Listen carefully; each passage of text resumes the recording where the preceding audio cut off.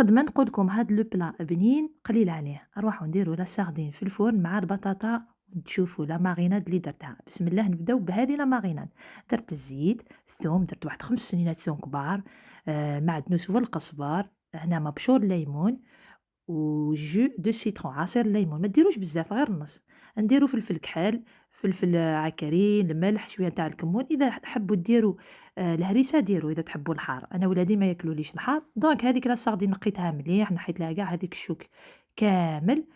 ومن بعد نمارينيوها مليح مليح، شوفوا واش راني ندير وحدة وحدة ونخليوها كوتي، ونروحو نجيبو البطاطا لازم تكون رقيقة باش طيب قد مع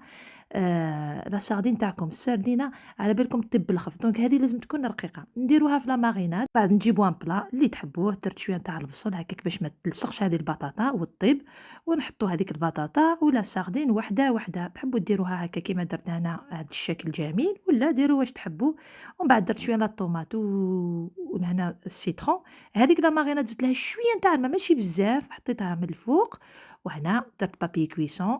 وحطيتها على 200 درجة من الفوق ومن التحت واحد 30 دقيقة، وراهي واجدة شوية نتاع معدنوس، زيدوا ديروا لها شوية نتاع الكسرة ولا صلاد وراكم درتوا طبق رائع. ان شاء الله عجبتكم الوصفة، ما تنسوش ديروا جيم، ديروا كومونتير وديروا ابوني، ونقولكم مع السلامة.